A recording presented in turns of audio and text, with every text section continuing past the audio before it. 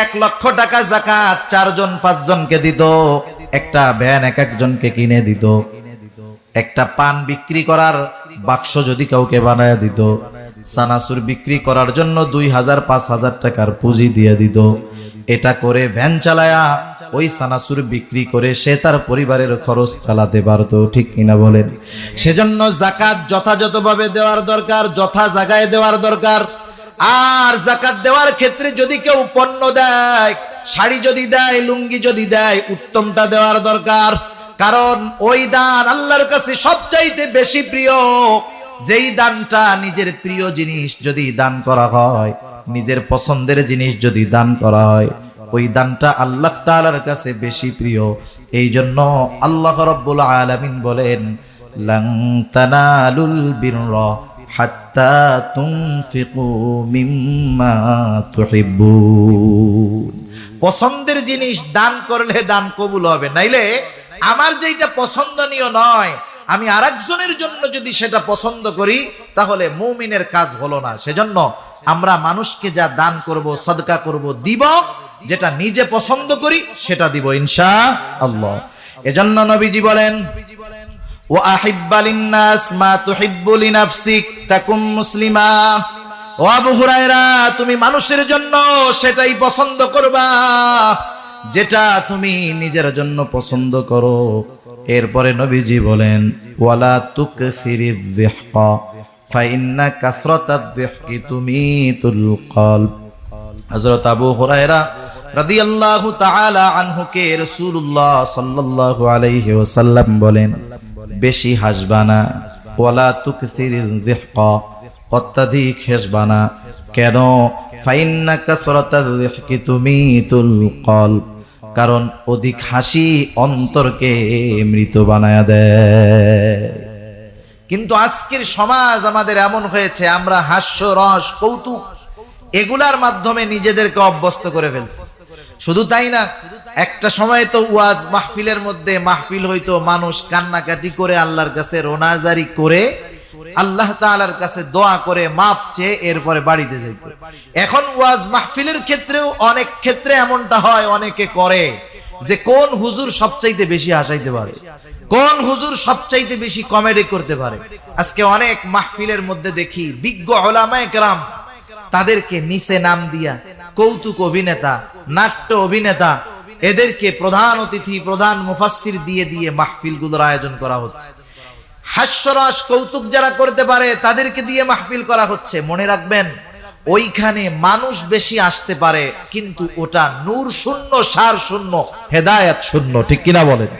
সেজন্য নিজেরাও হাসির ক্ষেত্রে কন্ট্রোল করব। কারণ দেখেন, যদি মৃত্যু পরবর্তীকালীন সময় আমাদের জন্য কি অপেক্ষা করতেছে, এটা যদি আমরা জানতাম, বুঝতাম, দেখতে পারতাম, তাহলে আমাদের হাসি বন্ধ হয়ে যেত, ঠিক কিনা বলেন?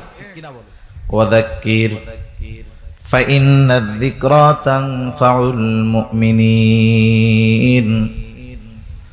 আল্লাহ রাব্বুল আলামিন বলেন, নবী হে, আপনি ওয়াজ করেন, নসিহত করেন, উপদেশ দেন। কেন ওয়াজ করবেন, কেন নসিহত করবেন, কেন উপদেশ দিবেন?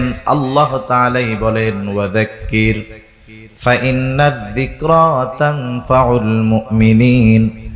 কারণ ওয়াজ, নসিহত, উপদেশ এটা হলো মুমিনদের জন্য উপকারী।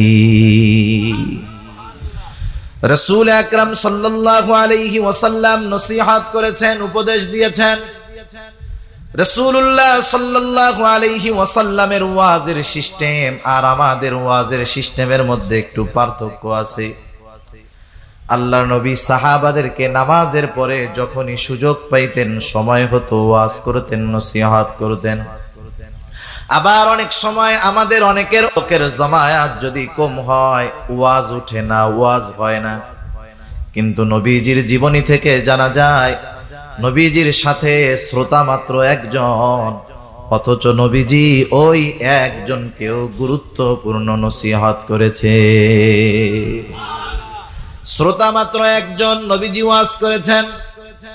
এমন হাদিস অনেকগুলা শোনানো যাবে। আমি একটা হাদিস আপনাদেরকে শোনাই, নবীজি সাথে একজন কত গুরুত্বপূর্ণ ওয়াজ করেছেন। হযরত আবু যর রাদিয়াল্লাহু তাআলা আনহু হতে বর্ণিত, তিনি বলেন, ক্বালা লি রাসূলুল্লাহ সাল্লাল্লাহু আলাইহি ওয়াসাল্লাম।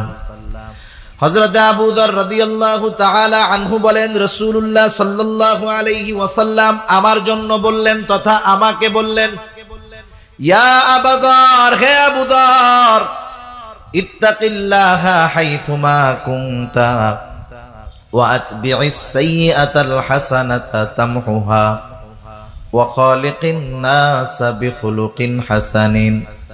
হযরত আবু যর রাদিয়াল্লাহু তাআলা আনহু বলেন, রাসূলুল্লাহ সাল্লাল্লাহু আলাইহি ওয়াসাল্লাম আমাকে বললেন। এর দ্বারা এই কথাটা বোঝা যায় যে নবীজির সাথে তখন হযরত আবু যর রাদিয়াল্লাহু তাআলা আনহু একা ছিলেন, কিন্তু কত গুরুত্বপূর্ণ নসিহতটা করলেন। এক নম্বরে বললেন, ইয়া আবু যর, হে আবু যর, ইত্তাকিল্লাহা হাইথুমা কুনতা, ও আবু যর, তুমি যেখানেই থাকো না কেন সর্ব অবস্থায় তুমি আল্লাহ তাআলাকে ভয় করবা। দুই নাম্বার নবীজি বললেন, ওয়া আতবি'is সাইয়্যাতাল হাসানাতা তামহুহা, ও আবু যর, তোমার দ্বারা যদি কখনো মন্দ কাজ হয়ে যায় তুমি সাথে সাথে ভালো কাজ করবা, নেকের কাজ করবা। চার নাম্বার, ও আবু যর, ওয়া খালিকিন নাসা বিখুলুকিন হাসানিন, আবু যর, তুমি মানুষের সাথে সদাচরণ করবা, ভালো ব্যবহার করবা। হাদিসের মধ্যে তিনটা গুরুত্বপূর্ণ উপদেশ, কিন্তু কত গুরুত্বপূর্ণ বুজুর্গানে দিন বলেন। একটা মানুষের কয়েকটা বিষয়ের হক থাকে, একটা থাকে আল্লাহ তাআলার হক, আর একটা হলো নিজের হক, আর একটা হলো মানুষের হক। নবীজি এই হাদিসের মধ্যে তিনটা নসিহতের মাধ্যমে আল্লাহ তাআলার হক শিক্ষা দিয়েছেন, নিজের প্রতি নিজের হকের কথা শিক্ষা দিয়েছেন, সাথে সাথে মানুষের হকের ব্যাপারেও নবীজি শিক্ষা দিয়ে দিয়েছে। আল্লাহ তাআলার হক কি? আল্লাহর হক হলো, এক হাদিসের মধ্যে আসছে, আল্লাহ তাআলার ইবাদত করা, তার সাথে শিরক না করা। এখন বলেন, যে ব্যক্তি প্রকৃতভাবে আল্লাহ তাআলাকে ভয় করে সে কখনো ইবাদত ছাড়বে না, সে কখনো শিরক করবে না, ঠিক কিনা বলেন? আর মুত্তাকি বান্দা যারা, এরাই আল্লাহ তাআলার প্রকৃত হক আদায় করে। দুই নম্বরে নবীজি বললেন, ওয়া আতবি'is সাইয়্যাতাল হাসানাতা তামহুহা। এখানে আল্লাহর নবী আমাদেরকে নিজেদের হকের ব্যাপারে শিক্ষা দিয়েছে। নিজের উপরে নিজেরও একটা হক আছে, নিজের উপরে নিজের হক হলো নিজেকে জাহান্নাম থেকে বাঁচানো। মানুষ জাহান্নামে কেন যাবে? মানুষ জাহান্নামে যাবে তার পাপের কারণে, গুনার কারণে। এজন্য নবী বলেন, ও আবু যর, শয়তানের ধোঁকায় পড়ে আমাদের গুনাহ হয়েই যেতে পারে, গুনাহ হতে পারে, এটা স্বাভাবিক বিষয়। কারণ হাদিসে কুদসির ভিতরে আসছে, আমরা যদি গুনাহ না করতাম, গুনাহ করার যোগ্যতা যদি আমাদের মধ্যে না থাকতো, তাহলে আল্লাহ তাআলা অন্য সৃষ্টি করে তাদেরকে দিয়ে গুনাহ করাইতেন, আর গফুর হয়ে তাদেরকে ক্ষমা করতেন। আমাদের গুনাহ হবে স্বাভাবিক, কিন্তু গুনাহ হওয়ার পরে ওই গুনাহর উপরে ইস্তেকামতের সাথে থাকা, এটা হলো ভুল। শয়তানের ধোঁকায় গুনাহ হতেই পারে, আর মুমিন বান্দা যখন বুঝবে এটা আমার গুনাহ, তখন সে গুনার থেকে ফিরে আসবে। এজন্য নবীজি বলেন, ওয়া আতবি'is সাইয়্যাতাল হাসানাতা তামহুহা, তোমার দ্বারা যখন কোনো মন্দ কাজ হবে সাথে সাথে ভালো কাজ করবা। মন্দ কাজ যেমন, ওর বিপরীতে ভালো কাজটা তেমন। মন্দ কাজটা যদি কবিরা গুনাহ হয়, হতে পারে না? কবিরা গুনাহ তো মন্দ একটা কাজ, বড় খারাপ কাজ। কবিরা গুনাহ হওয়ার সাথে সাথে ওই কবিরা গুনার বরাবর ভালো কাজ আছে। কবিরা গুনাহ যখন হবে সাথে সাথে কি করতে হবে? তওবা করতে হবে। এজন্য আল্লাহ রাব্বুল আলামিন কোরআনুল কারীমের মধ্যে বলেন, ইন্নাল হাসানাতি ইউযহিবুনাস সাইয়্যাত, নিশ্চয়ই কল্যাণ, ভালো কাজ মন্দ কাজটাকে মিটায় দেয়। কবিরা গুনাহ হবে, তওবা করার সাথে সাথে আল্লাহ তাআলা মাফ করে দিবে। মনে করেন পথে চলতেছি, একটা মুরব্বির সাথে বেয়াদবি হয়ে গেল। কাজ হলো ওই বেয়াদবির উপরে অটল না থাকা, মুরব্বির কাছে গিয়ে ক্ষমা চাওয়া। ক্ষমা চাওয়ার মাধ্যমে মুরব্বি মাফ করে দিবে। মুরব্বি যে তার হকটা নষ্ট করেছিলাম, সেই হকটা আদায় করা হয়ে যাবে। এই জন্য আমাদের উপরে নিজেদের হক হলো নিজেদেরকে যদি গুনাহ হয়ে যায় গুনার থেকে তাওবা করা, ভালো কাজ করা। 3 নাম্বার, মানুষের সাথে সদাচরণ করা, ভালো ব্যবহার করা। সদাচরণ শব্দটা একটি ব্যাপক অর্থবোধক শব্দ। আমরা যদি মনে করি সদাচরণ মানে হলো দেখা হইলো, সালাম দিলাম আর মুস্কি হাসি দিলাম, এতটুকুর দ্বারা সদাচরণ শেষ, না, এটা সদাচরণের একটা অংশ। কিন্তু সদাচরণ ব্যাপক জিনিস।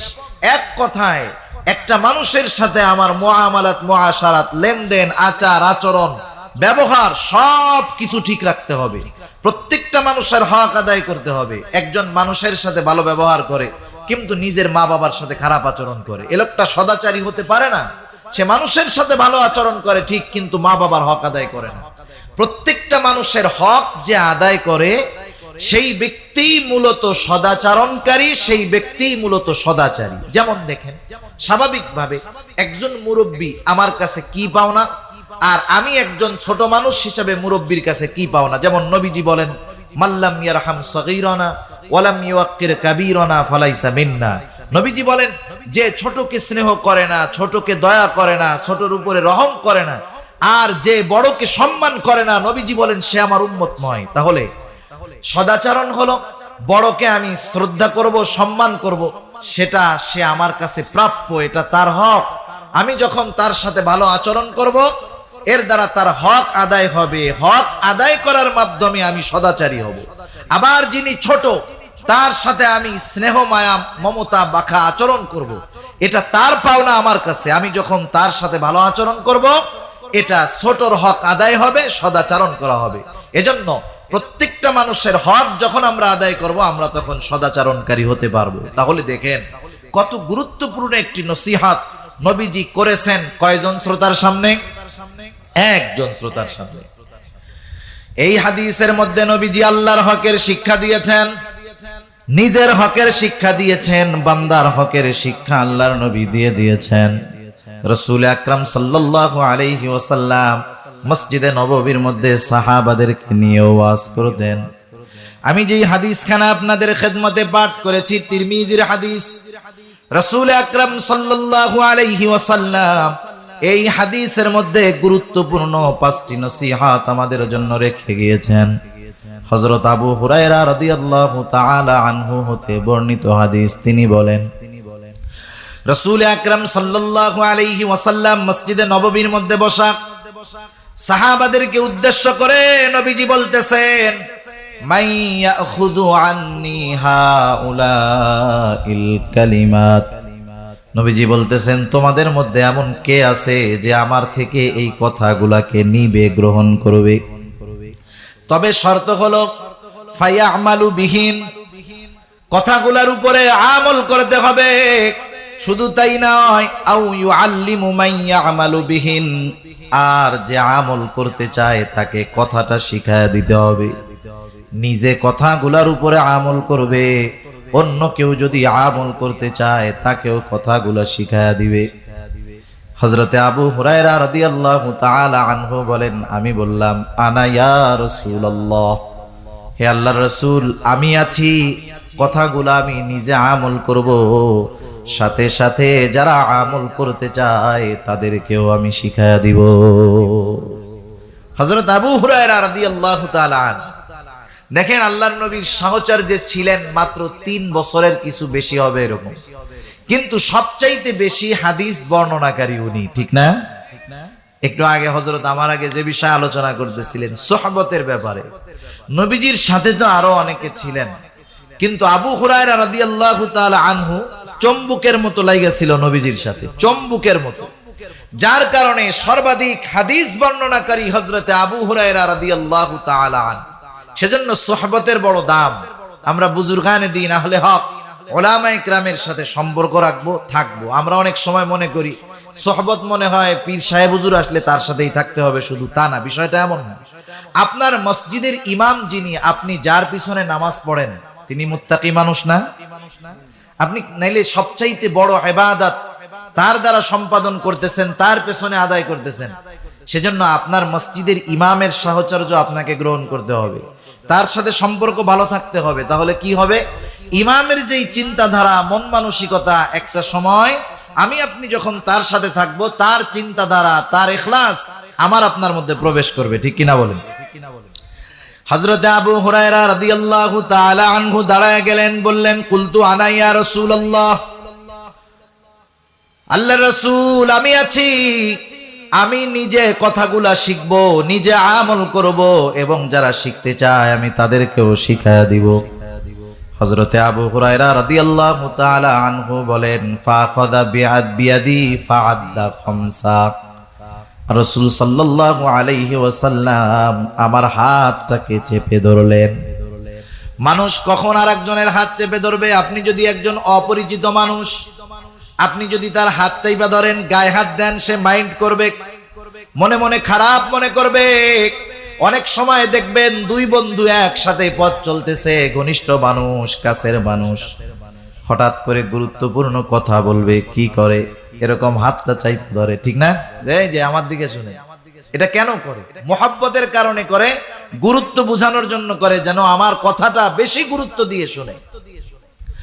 হযরত আবু হুরায়রা রাদিয়াল্লাহু তাআলা আনহু বলেন, ফাখাযা বিয়াদি ফাআদ্দা খামসা, নবীজি আমার হাতটাকে চেপে ধরলেন, গুনে গুনে 5টা নসিহত নবীজি করলেন। কয়টা নসিহত?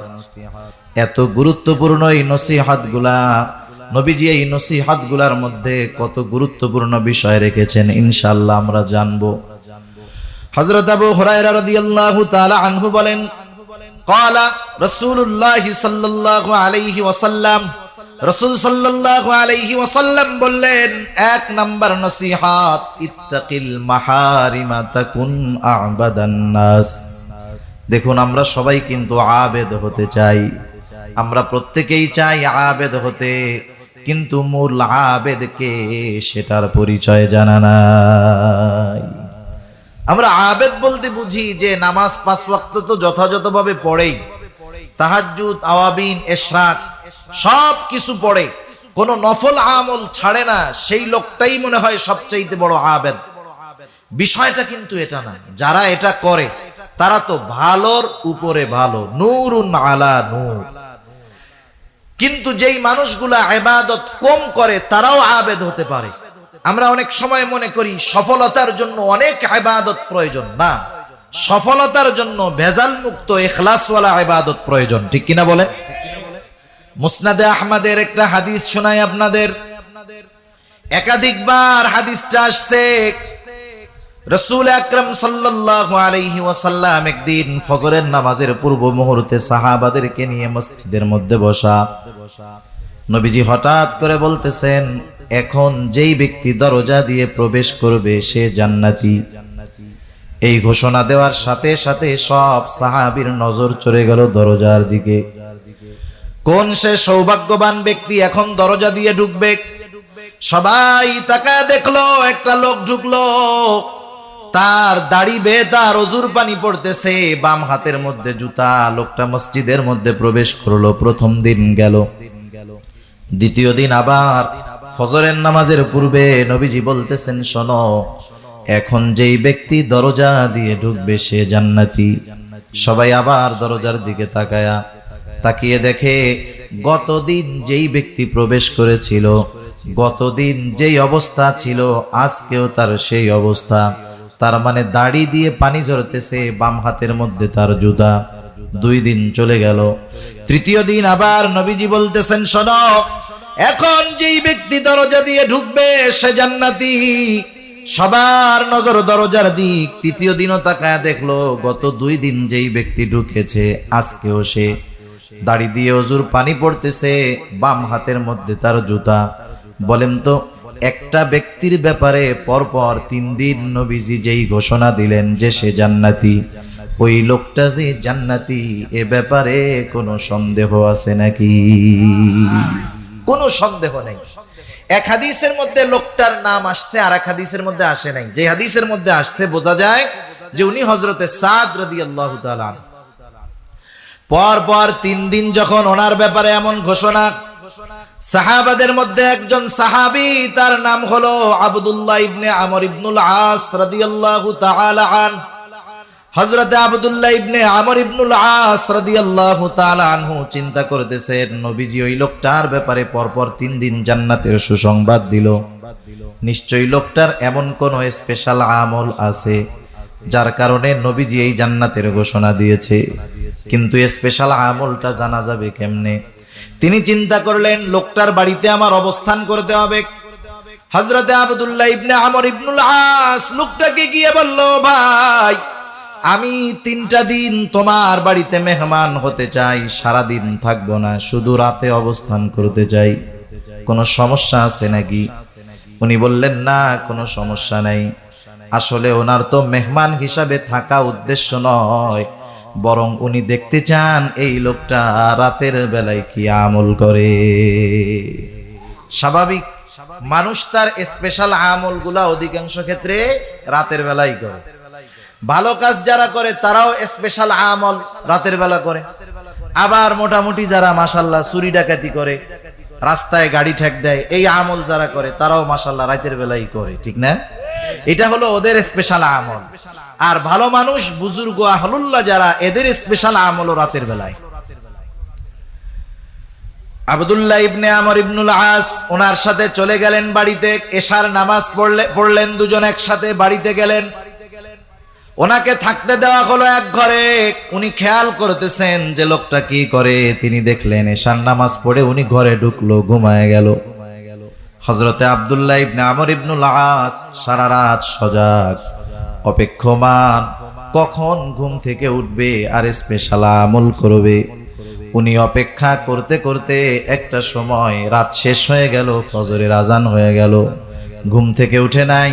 আজানের পরে ঘুম থেকে উঠলো, ওযু করলো, এরপরে মসজিদের দিকে সে চলে গেল। প্রথম রাত্রে কোনো আমল করতে দেখে নাই।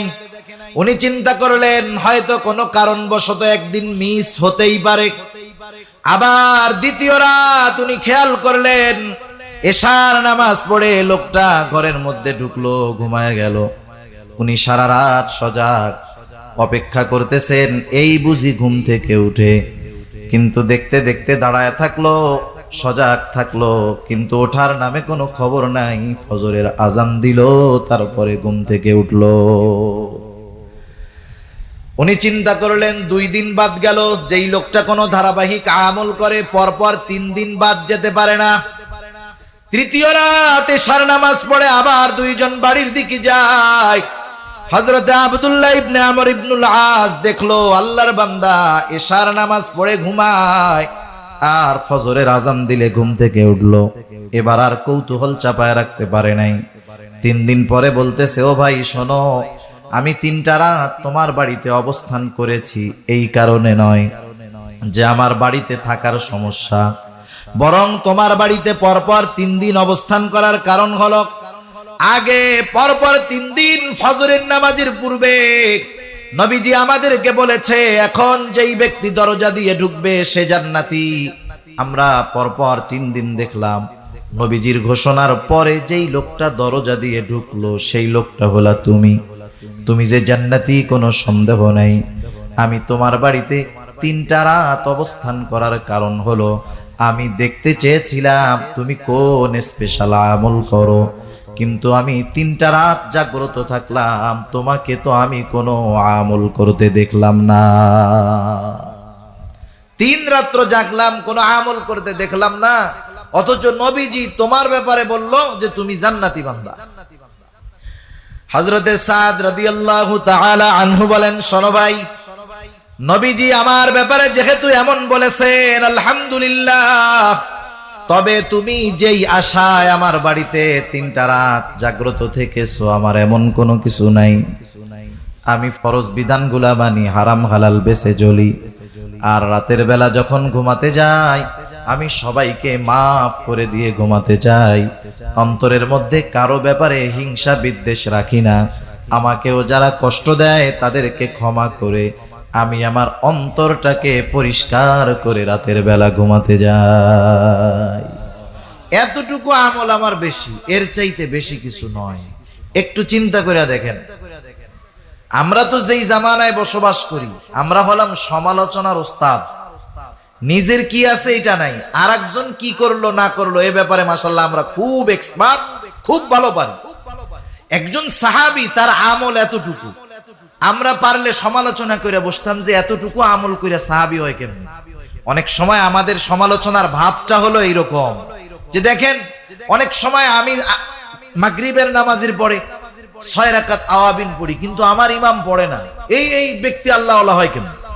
আমরা মনে করি বুজুর্গ আল্লাহওয়ালা হওয়ার জন্য অতিরিক্ত নফল ইবাদত দরকার। হ্যাঁ দরকার, তবে কারো অন্তর যদি পরিষ্কার থাকে ওই লোকটা অল্প আমলের দ্বারা আল্লাহর ওলি হয়ে যেতে পারে, ঠিক কিনা বলেন?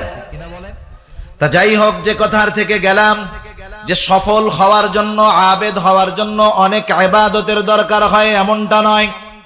নবীজি সেজন্য বললেন ইত্তাকিল মাহারিমা তাকুন আবাদান নাস। ও আবু হুরায়রা, হারাম বিষয় থেকে, নিষিদ্ধ বিষয় থেকে বাঁচো, তাহলে কি হবে? তাকুন আবাদান নাস, মানুষের মধ্যে তুমি সবচাইতে বড় আবেদ হয়ে যাবা। বিষয়টা দাঁড়াইলো কি? মূলত ইবাদত করে আবেদ হওয়া যায় না, গোনাহ ছাড়ে আবেদ হতে হয়। একজন মানুষ নামাজ পড়ে, সব কিছু করে, কিন্তু সে গোনাহ করে, নিজে পর্দা করে না, ঘরে পর্দা নাই, এমন কিছু কাজ করে যেটা কোরআন সুন্নাহ বিরোধী, আল্লাহ বেজার হয়।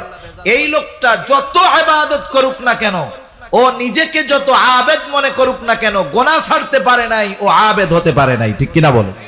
আরেকজন 5 ওয়াক্ত নামাজ পড়ে, কৃষি কাজ করে, হারাম হালাল বেঁচে চলে, আইল ঠেলে না, আরেকজনের হক নষ্ট করে না, আত্মীয় স্বজনের হক নষ্ট করে না, শরীয়তের উপরে চলার চেষ্টা করে। ওই কৃষক, ওই রিকশাওয়ালা, ওই ভ্যানওয়ালা, ওই দোকানদার, ওই তাহাজ্জুদ গুজারির চাইতে উত্তম যে তাহাজ্জুদ পড়ে আর গুনাহ করে, ঠিক কিনা বলেন? সেজন্য নবীজি বললেন ইত্তাকিল মাহারিমা তাকুন আবাদান নাস, নিষিদ্ধ বিষয় থেকে বাঁচো, মানুষের মধ্যে সবচাইতে বড় আবেদ হয়ে যাবা। এজন্য আমরা স্বাভাবিক, আমাদের দেশের মানুষ অনেক টাকা পয়সার মালিক না, কেউ কৃষি কাজ করে, কেউ সিএনজি চালায়, অটো চালায়, কেউ ব্যবসা করে। ওরে ভাই, এই মানুষগুলারও আবেদ হওয়া কঠিন না। শুধু 5 ওয়াক্ত নামাজ যথাসময় আদায় করবে, হারাম হালাল বেঁচে চলবে, বান্দার হকের বিষয়গুলা খেয়াল রাখবে, গোনাহ ছাড়বে, ওই লোকটা অল্প আমলের দ্বারা বড় আবেদ হয়ে যাবে। রাসূল আকরাম সাল্লাল্লাহু আলাইহি ওয়াসাল্লামের থেকে বর্ণিত আল্লাহর নবী একটা প্রসিদ্ধ হাদিস আমাদেরকে জানায়া দিয়েছেন যে কিয়ামতের দিন আরশের ছায়ায় 7 শ্রেণীর মানুষ অবস্থান করবে। কয় শ্রেণীর মানুষ? 7 শ্রেণীর মানুষ। এর মধ্যে এক শ্রেণীর মানুষ হলো রাজুলুন কলবুহু মুআল্লাকুন ফিল মাসাজিদ। ওই ব্যক্তি যার অন্তর সর্বদা মসজিদের মধ্যে থাকতো, সে সব সময় থাকতো এমনটা নয়, বরং তার অন্তর সব সময় মসজিদে থাকতো। অন্তর সব সময় মসজিদে থাকতো, এটা কিভাবে সম্ভব? আপনাদের অনেকের আত্মীয় স্বজন, সন্তান প্রবাসে আছে, বিদেশে আছে, অনেকে বাংলাদেশেই অনেক দূরে আছে। মনে করেন যখন সন্তানের সাথে আপনার ঈদের সময় কথা হয়, ভাইয়ের সাথে আপনার ঈদের সময় কথা হয়, ভাই সৌদি আছে, মালয়েশিয়া আছে, লন্ডন আছে, আমেরিকা আছে, কথা হইলে কি বলে যে দেখ আমি আসি আমেরিকা, কিন্তু আমার মনটা পড়ে রয়েছে বাংলাদেশ, এরকম বলে কি বলে না? তার দেহ আছে ওইখানে, কিন্তু তার অন্তর বাংলাদেশ। বিষয়টা কেমন জানি এমন, ফজরের নামাজ পড়ে বের হলো আল্লাহর বান্দা, কৃষি কাজ করে, রিজিক অন্বেষণে বের হয়ে যায়, কাজ যত থাক, ব্যস্ততা যত থাক, তার শুধু মনের মধ্যে চিন্তা জোহরের আজান হবে, কাজ করা যাবে না, নামাজে যেতে হবে। লোকটা কাজ চালায় গেল, জোহরের আজান হলো, কাজ বন্ধ করে নামাজে চলে আসলো, জোহরের পরে আবার ব্যস্ত হয়ে গেল, কিন্তু তার চিন্তা আসরের আজান হবে, মসজিদে যেতে হবে। আসরের আজান হলো, মসজিদে আসলো, নামাজ পড়লো, আসরের পরে যত ব্যস্ততা থাক, তার চিন্তা মাগরিবের নামাজ আমাকে পড়তে হবে, আজান হলো, চলে আসলো, নামাজ পড়লো। মাগরিবের পরে যত ব্যস্ততা থাক, তার মনের চিন্তা আমাকে এশার নামাজটা পড়তে হবে। এশা শেষ, বিছানায় ক্লান্ত দেহটাকে এলিয়ে দিল, চিন্তা ঘুম যত গভীর হোক, যত আরামের হোক, ফজরের নামাজটা আমাকে পড়তেই হবে। এই লোকটা হলো ওই মুসল্লি, যদিও সে দুনিয়ার কাজের মধ্যে ব্যস্ত থেকেছে, কিন্তু তার অন্তরটা ছিল মসজিদের মধ্যে। সেজন্য মুসল্লি হলো তারা অন্তরের মধ্যে মসজিদের চিন্তা, নামাজের চিন্তা সব সময় যাদের থাকে। সেজন্য আবেদ হওয়ার জন্য অনেক ইবাদত করতে হবে, বিষয়টা এমন নয়।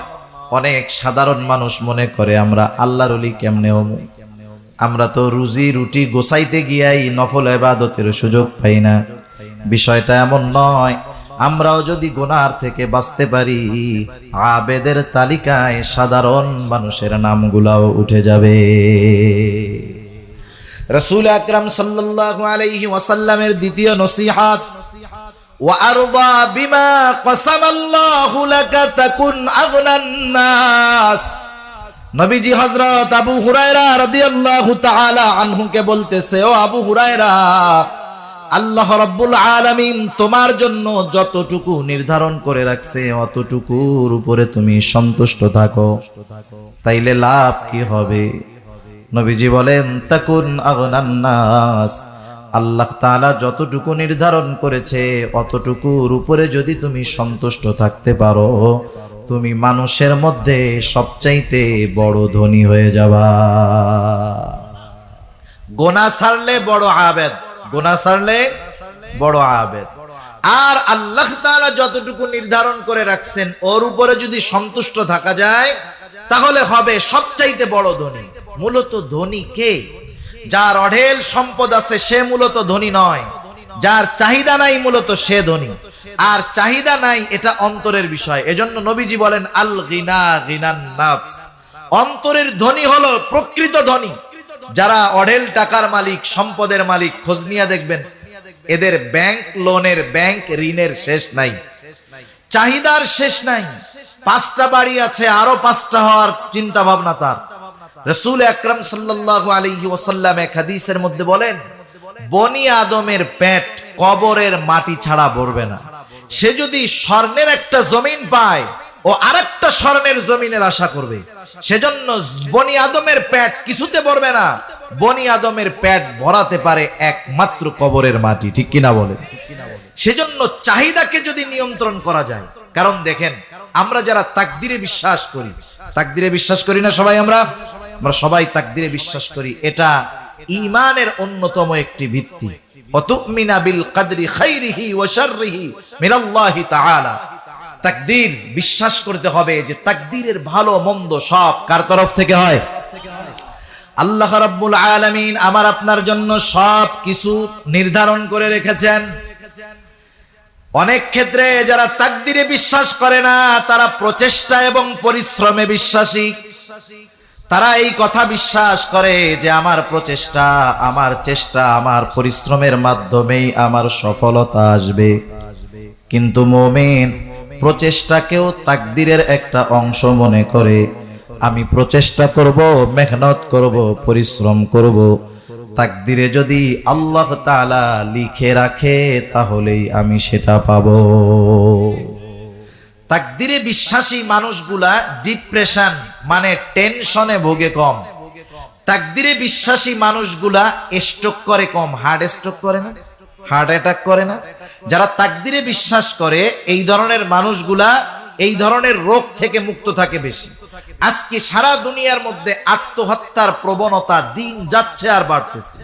আপনারা যারা পত্র পত্রিকা পড়েন, সোশ্যাল মিডিয়ায় আপনারা যারা দেখেন, কত রকমের আত্মহত্যা হইতেছে। কেউ জীবনের কাহিনী বলে নিজের রিভলভার দিয়ে ফেসবুকের লাইভে মাথায় গুলি করে আত্মহত্যা করতেছে। বিভিন্ন দেশ, যেই দেশগুলাকে আমরা উন্নত দেশ বলে থাকি, আমরা মনে করি ওই সব দেশে শান্তি। না না, ওই সব দেশগুলাতে আত্মহত্যার প্রবণতা বেশি। তারা ডিপ্রেশন, টেনশনে ভোগে বেশি। এর একটা কারণ কি দেখেন, আমরা যারা তাকদীরে, কিন্তু ওরা তো তাকদীরে বিশ্বাস করে না, ওরা কর্মে বিশ্বাস করে, পরিশ্রমে বিশ্বাস করে। ওর যখন লস হয়, ওর পরিশ্রম বাড়ায় অথবা ডিপ্রেশন, টেনশনে চলে যায়। তখন ক্ষতি কি? ওরা আত্মহত্যা করতে চায়। ইউরোপের অনেক দেশে সরকারিভাবে আত্মহত্যার বৈধতা আছে। একজন মানুষ আত্মহত্যা করতে চায়, মরতে চায়, সিস্টেম কি? সে প্রথম ওই দেশের প্রশাসন বরাবর আবেদন করবে যে আমি এই কারণে ডিপ্রেশনে ভুগতেছি, আমি আর দুনিয়াতে থাকতে চাই না, আমি মারা যেতে চাই, আমি সুইসাইড করতে চাই। কারণগুলা দেওয়ার পর সে উল্লেখ করবে যে কিভাবে মরতে চায়। সে কি ইলেকট্রিক শর্টে মরবে, নাকি গলায় দড়ি নিয়ে মরবে, নাকি ফায়ারিং স্কোয়াডে দাঁড়া করে তাকে ব্রাশ ফায়ার করে মারা হবে। সে অপশনে ঠিক করে যে আমি এইভাবে মরতে চাই। এরপরে সে আবেদনটা জমা দেয়। জমা দেওয়ার পরে প্রশাসন যদি মনে করে যে না, তার যথোপযুক্ত কারণ আছে, তাহলে তাকে তারা আত্মহত্যার ব্যবস্থা করে দেয়। এই প্রযুক্তি করতে গিয়ে গত বছর দেখলাম একটা মেশিন আবিষ্কার হলো, যেই মেশিনের মধ্যে দিয়ে যদি মানুষকে মারা হয় যন্ত্রণাবিহীন নাকি মৃত্যুবরণ করতে পারে। এটা আপনারা অনেকে হয়তো জেনে থাকবেন। একটা মেশিন আবিষ্কার হয়েছে, ওই মেশিনের মধ্যে যদি কেউ মারা যায় যন্ত্রণা হয় না। আচ্ছা বলেন তো, ওই মেশিনে মরলে যন্ত্রণা হয় না, এই খবর যদি কোনো জীবিত ব্যক্তি দেয়, এটাকে বিশ্বাস করা যাবে? কমপক্ষে একজন মৃত ব্যক্তি দিতে হবে যে ওই মেশিনে মরছে। এমন কোন লোকটা সে, তাকে আমরা পাইলাম না যে ওই মেশিনে মইরা খবর দিল যে আমি মরছি, আমার কষ্ট হয় নাই। মনে রাখবেন, কেউ যদি এই কথা বিশ্বাস করে যে ওই মেশিনে মরলে কষ্ট হবে না, তার কোরআনের সাথে তার সাংঘর্ষিক হবে, ঈমান চলে যাবে। কারণ কি, আল্লাহ তাআলা কোরআনুল কারীমের মধ্যে সূরাতুল কাফ 26 নম্বর পারা আল্লাহ রাব্বুল আলামিন বলেন, ওয়াজাআত সাকরাতুল মাউতি বিল হক। আল্লাহ রাব্বুল আলামিন সাকারাতে মাউত, মৃত্যুর যন্ত্রণা যে হবে, আল্লাহ তাআলা এটা জানিয়ে দিয়েছেন, কোনো সন্দেহ নাই। শুধু তাই না, রাসূল আকরাম সাল্লাল্লাহু আলাইহি ওয়াসাল্লামের মৃত্যুকালীন ঘটনা হয়তো আপনারা জানেন। সেজন্য দেখেন রাসূল আকরাম সাল্লাল্লাহু আলাইহি ওয়াসাল্লাম পর্যন্ত বলেছেন, হ্যাঁ নিঃসন্দেহে মৃত্যু যন্ত্রণা বড় কষ্টের, সেজন্য মৃত্যুর যন্ত্রণা হবে, কোনো সন্দেহ নাই। যে কথার থেকে গেলাম, ওই মানুষগুলা ডিপ্রেশনে ভুগে আত্মহত্যা করতে যায়, কারণ তাদের চাহিদা তারা মনে করে শুধু প্রচেষ্টার মাধ্যমে পূরণ হয়। কিন্তু আমরা তাকদিরে বিশ্বাস করি যে আমার চেষ্টা, আমার মেধা, আমার শ্রম আমাকে সফলতা দিতে পারে না, সফলতা দিতে পারে কে? আমার তাকদিরে যদি কল্যাণ থাকে কেউ ঠেকাতে পারবে না, আমার তাকদিরে যদি অকল্যাণ থাকে তাও কেউ ঠেকাতে পারবে না। এই জন্য চাহিদার লাগাম যদি আমি টেনে ধরতে পারি যে আমার জন্য যতটুকু বরাদ্দ এটা আল্লাহ কর্তৃক, আমি যা খাই যা পাই, যেই বাড়ি আমার আছে এটা আমার আল্লাহ প্রদত্ত, এই বিশ্বাসটা যদি আমি অন্তরের মধ্যে আনতে পারি, আল্লাহ প্রদত্ত বিষয়ের উপরে যদি সন্তুষ্ট আমি থাকতে পারি, আমি মানুষের মধ্যে সবচাইতে বড় ধনী হয়ে যেতে পারবো। যার চাহিদা আছে সে কখনো ধনী হতে পারে না। যেই মানুষটা সর্ব অবস্থায় বলতে পারে আলহামদুলিল্লাহি আলা কুল্লি হাল, ওই লোকটাই প্রকৃত ধনী, ঠিক কিনা বলেন? এখন নিজের ধনী মনে করার সুযোগ কি? দুনিয়াবি কিছু সিস্টেম তো আছে। এক লোক খুব সুন্দর করে একতলা একটা বাড়ি বানাইছে, ভিতরে অনেক দামি দামি ডেকোরেশন, খুব সুন্দর মাশাআল্লাহ। একতলা বাড়ি তার কাছে মনে হয় ছোটখাটো একটা জান্নাতের মতো, এসি টেসি লাগাইয়া খুব বিলাসবহুল বাড়ি বানাইছে মাশাআল্লাহ। কয়দিন পরেই ওই লোকের ঘরের সাথে আর এক লোক 20 তলা বানাইছে। কয়তলা বানাইছে? এখন বলেন, একতলা বিল্ডিং এর ছাদের থেকে যদি 20 তলার দিকে তাকায়, ওর একতলা আর ভাল লাগবে না, ওইটারে পাবলিক টয়লেট মনে হবে, ঠিক না? এখন একতলা বিল্ডিং থেকে 20 তলা, তার মানে উপরের দিকে যখন তাকাইলো নিজেরটারে কিছুই মনে হয় না। এখন মনে করেন ওই লোকটা যদি নিচের দিকে তাকাইতো, একতলা বাড়িওয়ালা যদি টিনের ঘরওয়ালার দিকে তাকাইতো, মাটির ঘরওয়ালার দিকে তাকাইতো, তার ঘরটা তার কাছে জান্নাত মনে হতো। আবার টিনের ঘরওয়ালা যখন পাকা দেওয়ালওয়ালা বাড়িওয়ালার দিকে তাকায় তার কষ্ট লাগে। কিন্তু এই টিনের ঘরওয়ালা যদি ঢাকা শহরের ফুটপাতে হাজারো মানুষ শুয়ে আছে, তাদের দিকে তাকাইতো যে আহারে আমার তো মাথা গোজার মতো একটা জায়গা আছে, ঘর আছে, কিন্তু এই লোকগুলা রোদ নাই বৃষ্টি নাই এখানে শুয়ে আছে, তাইলে ওই টিনের ঘরটা তার কাছে জান্নাতের মতো মনে হতো। এটা দুনিয়ার সবকিছুর সিস্টেমটা এরকম। আজকে সমাজে অনেক পাপ আছে, কথায় তো কথা আসে, আশেপাশের অনেক কথাই মাথায় আসে, সব কথা বলার সুযোগও নাই, সময়ও নাই, কিছু কথা না বললেই নয়। আজকের সমাজে আমরা যেই গোনাগুলা, যেই পাপগুলা, কিছু পাপ আছে সামাজিক পাপ, কিছু পাপ আছে ব্যক্তিগত পাপ, কিছু পাপ আছে জাতীয় পাপ, কিছু পাপ আছে আন্তর্জাতিক পাপ। তো যাই হোক, দেখেন ব্যক্তিগত পাপ, সামাজিক পাপের মধ্যে একটা পাপ হলো পরকিয়া।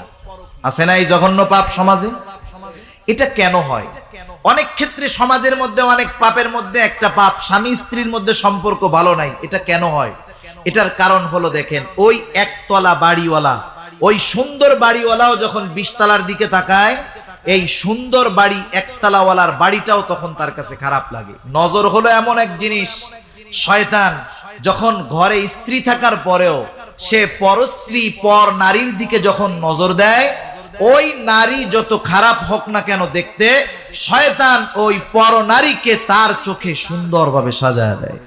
হাদিসের মধ্যে আসছে, যখন কোন নারী রাস্তায় বের হয়, বেপরদায় চলে, আল্লাহর নবী বলেন ইস্তাশরাফাহাশ শাইতান, মানুষের চোখে শয়তান তাকে সুন্দরী বানায় দেয়। সেজন্য নজর হেফাজতের মাধ্যমে পারিবারিক শান্তি পাওয়া যায়, নজর হেফাজতের মাধ্যমে গুনার থেকে বাঁচা যায়, নজর হেফাজতের মাধ্যমে নফসকে নিয়ন্ত্রণ করা যায়। ঠিক কিনা বলেন? এজন্য আমি আপনি যদি আমার আপনার নিচের মানুষগুলার দিকে তাকাই, যারা আমার আপনার চাইতে কষ্টে আছে, তাদের দিকে যদি তাকাই, তাহলে আমাকে ধনী মনে হবে। আর আল্লাহ তাআলা যেটা দিয়েছেন এটার উপরে যদি আমি সন্তুষ্ট থাকি, তাহলে আমার অন্তরের মধ্যে ধনাত্মতার ভাব আসবে। আর একটা জিনিস আমি মনে রাখবো, প্রত্যেকটা মানুষকে যতটুকু দেন আল্লাহ তাআলাই দেন। আর একটা কাজ আমাদের মধ্যে হয় হিংসা। হিংসা, আমার একতলা বাড়ি, আমার পাশের বাড়িওয়ালা 2 তালা করেছে, আমার মধ্যে হিংসা আসে। মনে রাখবেন, ওই 2 তালাওয়ালা বাড়ির মালিককে 2 তালা করার তৌফিক দিয়েছে কে? আল্লাহ তাআলা দিয়েছে। আমাকেও আল্লাহ তাআলা 1 তালা করার তৌফিক দিয়েছে। আমি যদি সিন ইলা জারিকা তাকুম মুমিনা, ও আবু হুরায়রা, তুমি তোমার প্রতিবেশীর সাথে উত্তম আচরণ করবা, তাহলে তুমি প্রকৃত মুমিন হয়ে যেতে পারবা। আজকে আমাদের সাথে আমাদের প্রতিবেশীদের ভালো সম্পর্ক নাই, অথচ দেখেন প্রতিবেশীর সাথে সম্পর্ক কেমন হওয়ার দরকার ছিল। রাসূল আকরাম সাল্লাল্লাহু আলাইহি ওয়াসাল্লাম জানায় দেন, নবীজি বলেন, জিবরাইল আমাকে প্রতিবেশীর হকের ব্যাপারে এতটা গুরুত্ব দিচ্ছিল, বারবার প্রতিবেশীর হকের কথা আমাকে বলতেছিল।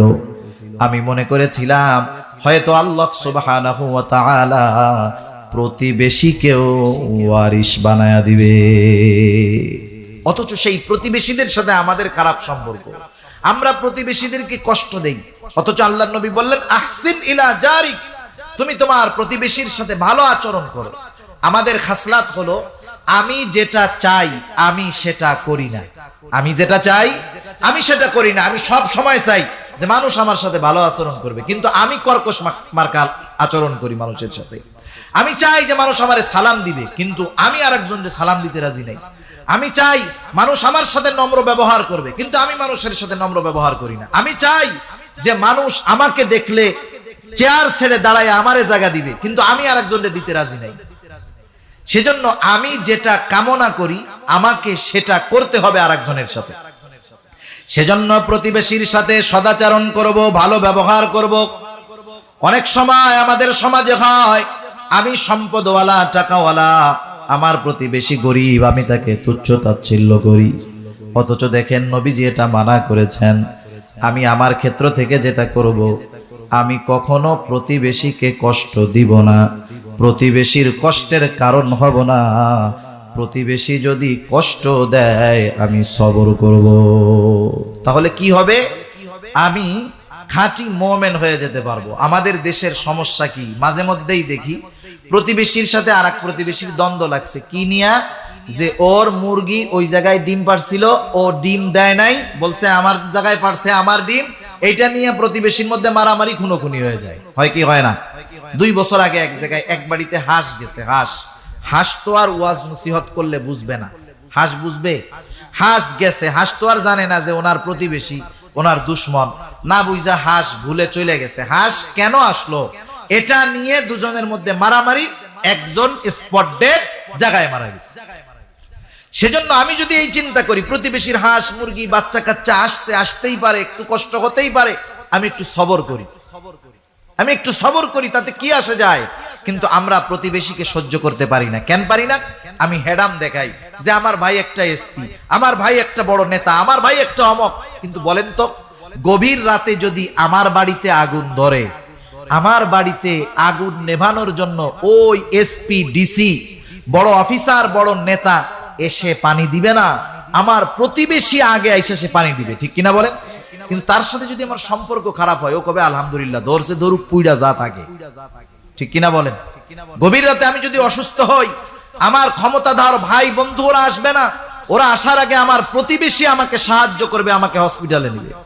এজন্য আমি আমার প্রতিবেশীর সাথে সব সময় ভালো আচরণ করব। কিছু সামাজিক বিষয় আমি খেয়াল রাখবো। আমার প্রতিবেশী যদি অভাবী হয়, দরিদ্র হয়, এই ব্যাপারটাও আমি খেয়াল রাখবো। কারণ নবীজি বলেন, ওই লোকটা প্রকৃত মুমিন হতে পারে না যে নিজে পেট পুরে খায় আর তার প্রতিবেশী অভুক্ত থাকে। হাদিসের মধ্যে আসছে, আল্লাহর রাসূল সাল্লাল্লাহু আলাইহি ওয়াসাল্লাম বলেন, কিয়ামতের দিন এক শ্রেণীর মানুষকে আল্লাহ তাআলা বলবে, আমার গোলাম, আমি দুনিয়াতে অভুক্ত ছিলাম, তোমরা আমারে খানা দাও নাই। আমি পিপাসিত ছিলাম, আমাকে তোমরা পানি পান করাও নাই। আমি বস্ত্রহীন ছিলাম, বস্ত্র দাও নাই। আমি অনাহারে ছিলাম, খাবার দাও নাই। অসুস্থ ছিলাম, আমার সেবা শুশ্রূষা করো নাই। তখন লোকগুলা বলবে, আল্লাহ, আপনার তো এগুলার কোনো কিছুর প্রয়োজন হয় না। আল্লাহ তাআলা তখন বলবে, ও আমার বান্দা, তোমার প্রতিবেশী অভুক্ত ছিল, তাকে তুমি খাবার দাও নাই। পোশাক ছিল না, তুমি তাকে পোশাক দাও নাই। পিপাসিত ছিল, তাকে তুমি পানি দাও নাই। অসুস্থ ছিল, একটু খোঁজ খবর নাও নাই। তুমি যদি তাকে খাবার দিতা, তার একটু সেবা শুশ্রূষা করতা, আমি আল্লাহ সেগুলা পেয়ে যাইতাম। এজন্য আমরা আমাদের প্রতিবেশীদের সাথে ভালো আচরণ করব। অনেক সময় বিষয়টা এমন হয়, আমি ধনী মানুষ, আমি আমার প্রতিবেশীকে বাটিতে কিছু ভালো খাবার পাঠাইছি। আমাদের সামাজিক কিছু রীতি আছে, আমরা দেখেছি যে কেউ যদি কোনো বাড়িতে পাত্রে কোনো কিছু পাঠায়, মা বোনরা খালি পাত্র ফেরত দিতে একটু ইতস্ত বোধ করে। এই ধনী ব্যক্তির তো সম্পদের অভাব নাই, সে আপনার বাড়িতে, গরিবের বাড়িতে গরুর গোশত পাঠাইছে।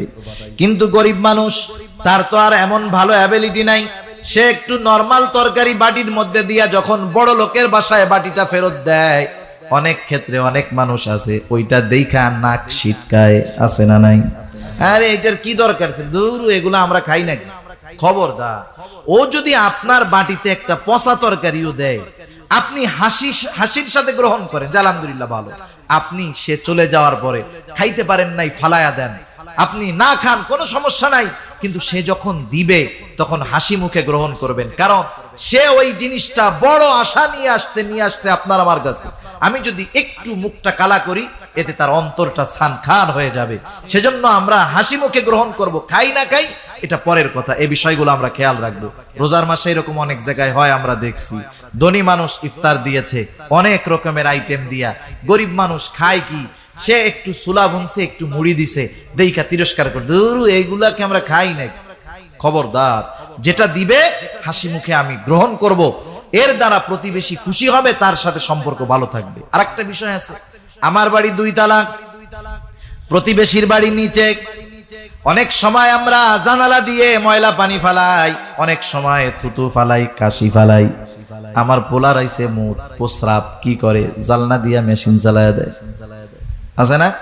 পাশের বাসার লোকের সমস্যা হইতেই পারে, প্রস্রাব তো অপবিত্র জিনিস। এই ধরনের কষ্ট খবরদার আমরা কখনো প্রতিবেশীকে দিব না।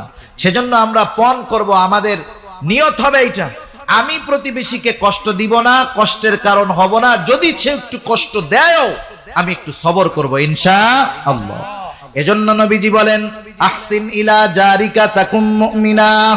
ও আবু হুরায়রা, প্রতিবেশীর সাথে সদাচরণ করো, তুমি প্রকৃত মুমিন হয়ে যাবা।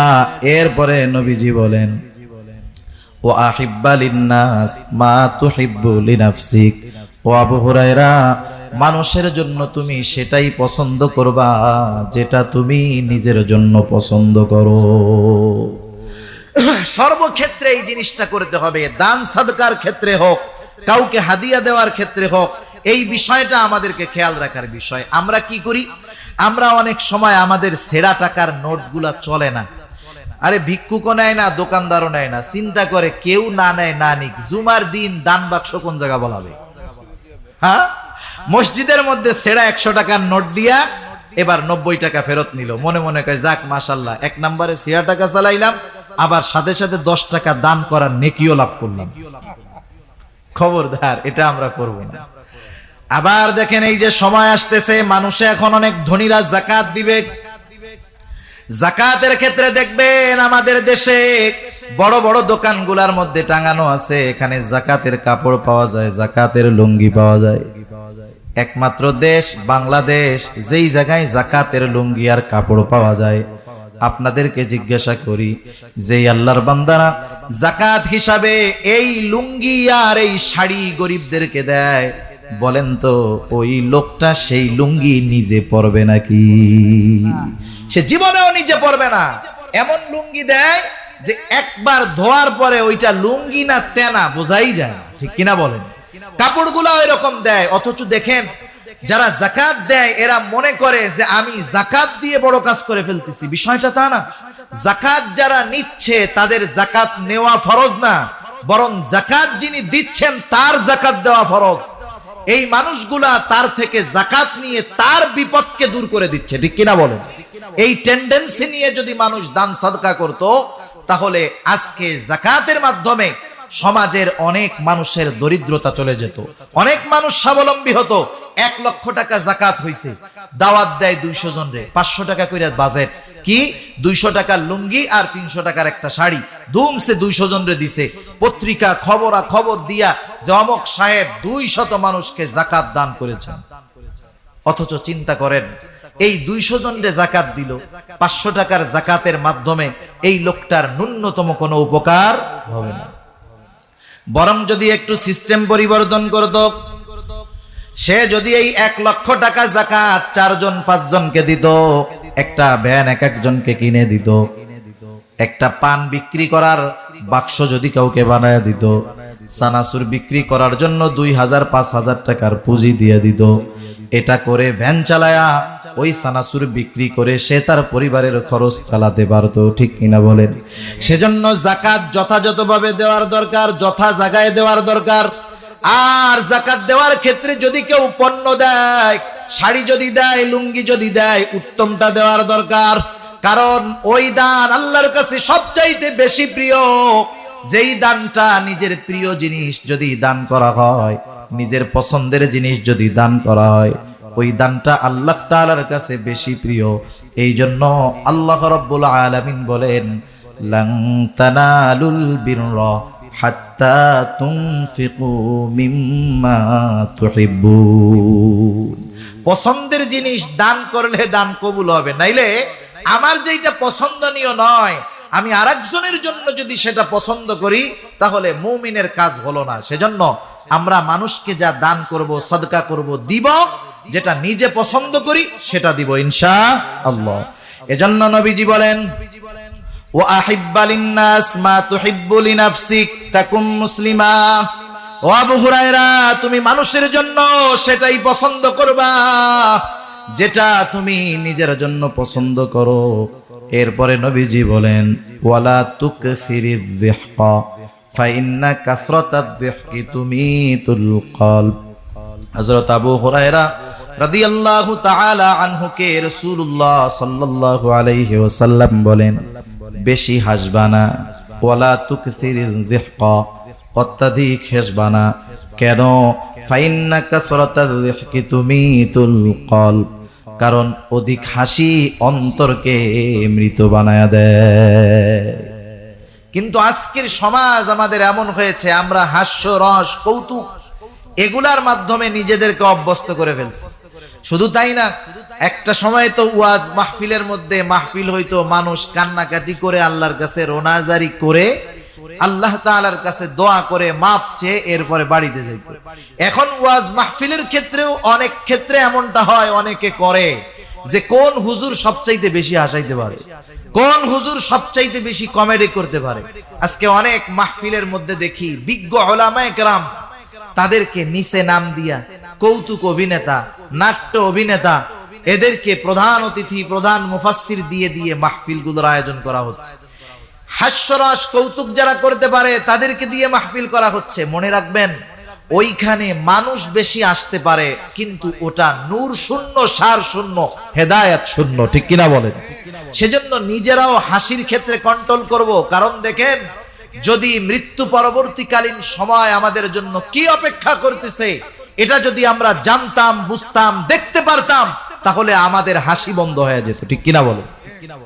সাহাবা একরামের মধ্যে দেখেন, সাহাবারা জান্নাতের সুসংবাদ পাওয়ার পরেও তাদের কত কান্না।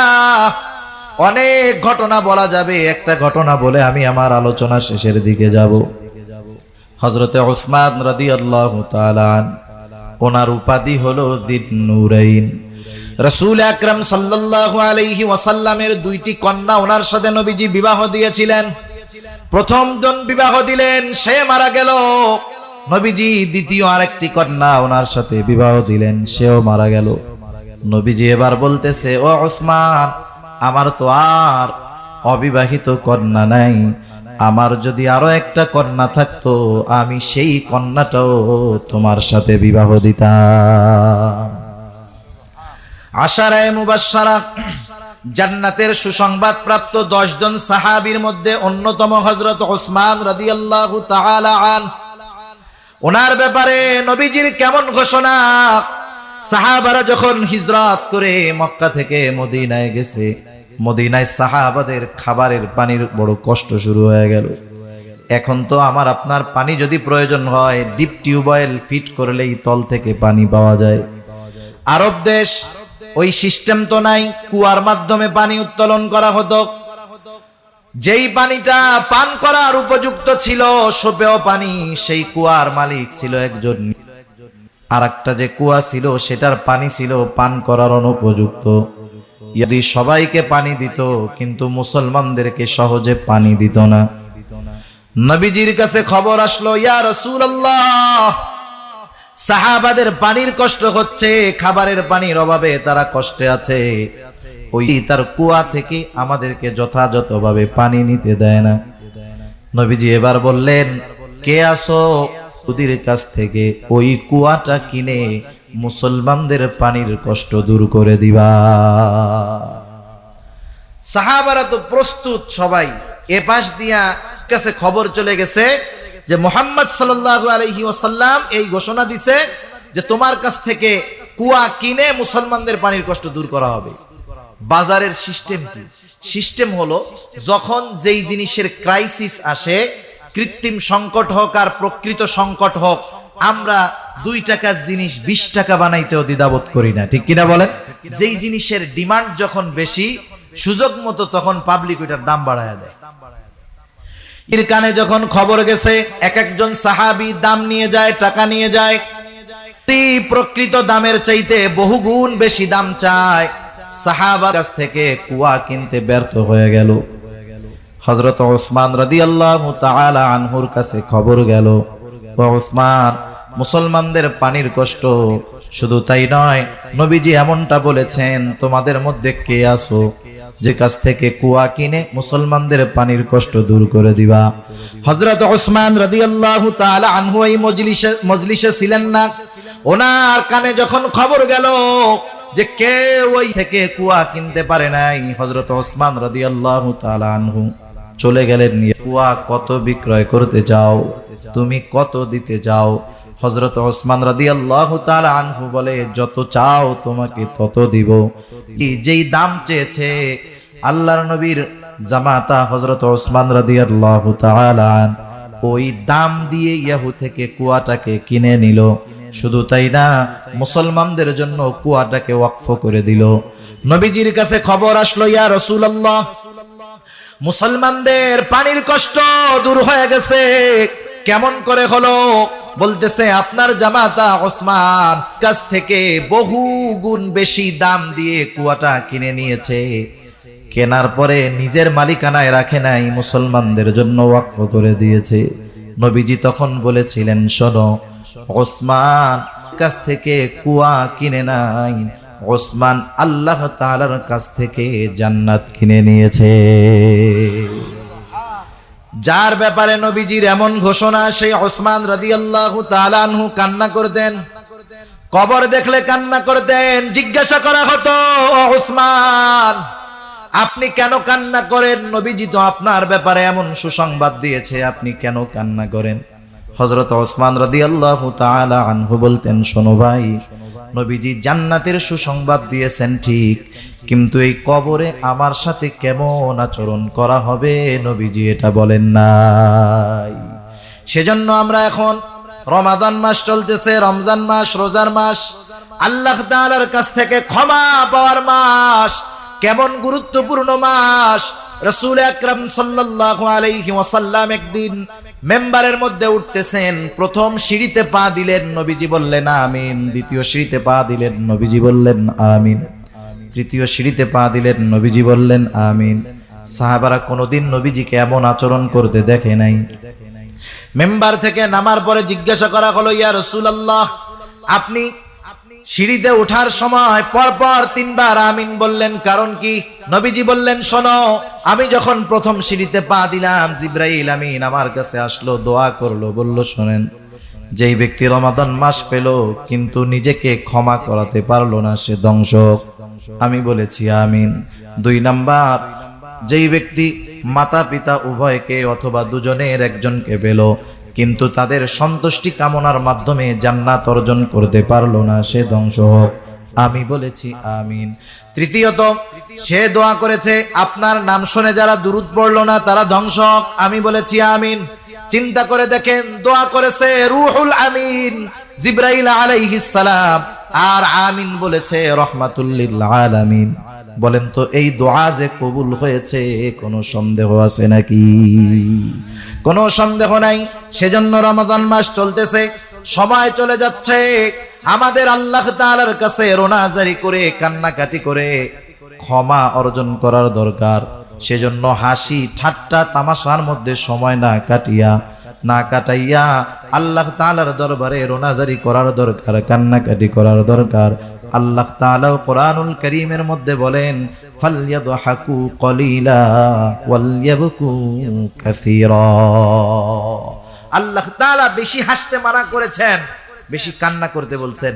এজন্য এই রমাদান মাস আমরা বিভিন্ন নেক আমলের মাধ্যমে আল্লাহ তাআলার কাছে রোনাজারির মাধ্যমে ক্ষমা প্রাপ্ত মানুষদের তালিকায় জানি আমাদের নামটা অন্তর্ভুক্ত হয়, সেই চিন্তা করার দরকার আছে না নাই? সেজন্য দেখেন, রমাদান মাস যখন শেষ হয়, শেষ দিকে আসলে আমাদের গা ছাড়া ভাব হয়। আমরা ঈদ নিয়ে আনন্দ করতে গিয়ে অনেক সময় রমাদানের শেষ দশকের যেই ফজিলতময় দিনগুলো, ফজিলতময় কাজগুলো থেকে আমরা বঞ্চিত হই, এমনটা যেন আমাদের না হয় ইনশাআল্লাহ। এখন আসেন, তাহলে আমরা জানলাম নবীজির 5টা। 1 নাম্বার, সবচাইতে বড় আবেদ যদি হতে হয় গুনাহ ছাড়তে হবে। 2 নাম্বার, সবচাইতে বড় ধনী যদি হতে হয় আল্লাহ তাআলা যা দিয়েছেন তাতেই সন্তুষ্ট থাকতে হবে। প্রকৃত মুমিন যদি হতে হয় প্রতিবেশীর সাথে সদাচরণ করতে হবে। প্রকৃত মুসলমান যদি হতে হয় নিজে যেটা পছন্দ করি আরেক ভাইয়ের জন্য সেটা পছন্দ করতে হবে। আর যদি একটা জীবিত অন্তর চাই, জীবিত কল্প চাই, তাহলে হাসতে হবে কম, কাঁদতে হবে বেশি। গাছে পানি দিলে গাছ তাজা হয়, আর চোখের পানি ঝরাইলে কলব তাজা হয়, ঠিক কিনা বলেন? এই নসিহত গুলা আমরা আল্লাহর নবীর গুরুত্বপূর্ণ নসিহত, আমল করা যাবে না ইনশাআল্লাহ। কারা কারা রাজি আছে একটু হাত উঁচা করি, নারায়ে তাকবীর, নারায়ে তাকবীর। মাশাআল্লাহ, আমরা হাত নামাই। সর্বশেষ আপনাদের কাছে বিশেষ অনুরোধ, কেউ যাবেন না, দোয়া করে যাবেন। সর্বশেষ বিশেষ অনুরোধ, এই যে যুবকেরা আয়োজন করে থাকে, যুবকেরা আয়োজন করে, মুরব্বীরা তত্ত্বাবধানে থাকে, ব্যাপক একটা খরচ হয়, 4 দিন ব্যাপী মাহফিল, এখনো 2 দিন বাকি আছে। আপনাদের কাছে সর্বশেষ দোয়ার আগে, দোয়া কবুল হওয়ারও অন্যতম কিছু শর্তের মধ্যে একটা শর্ত আছে, দোয়ার আগে এমন আমল করা যে আমলটা আল্লাহর জন্য হয়েছে। দোয়া কবুলের জন্য এমন আমলের ওসিলা দেওয়া যেই আমলটা একমাত্র আল্লাহর জন্য করা হয়েছে। সাদাকা, দান সাদাকা, দ্বীনি কাজে সাহায্য সহযোগিতা, এটা অন্যতম একটি বিষয়। হাদিসের মধ্যে আসছে, আব্দুল্লাহ ইবনে আব্বাস রাদিয়াল্লাহু তাআলা আনহু হতে বর্ণিত হাদিস, নবীজি ছিলেন কেমন মানুষ? আজওয়াদান নাস, সবচাইতে বড় দানশীল, দ্বীনের ব্যাপারে সবচাইতে বেশি ব্যয় করতেন নবীজি। রমাদান মাসের আগমন যখন ঘটতো, জিবরাইলের দেখা সান্নিধ্য যখন উনি পাইতেন, নবীজির দানের হাত আরো বেড়ে যাইত। যেহেতু দেখেন আমরা সুযোগ পেয়েছি রমাদান মাস, একটি দ্বীনি মাহফিলের সহযোগিতায় সাহায্যে আমরা আমাদের পক্ষ থেকে আপনাদের কাছে অনুরোধ হলো, ধরা বাঁধা কোনো কিছু নয়, কেউ যদি বড় কিছু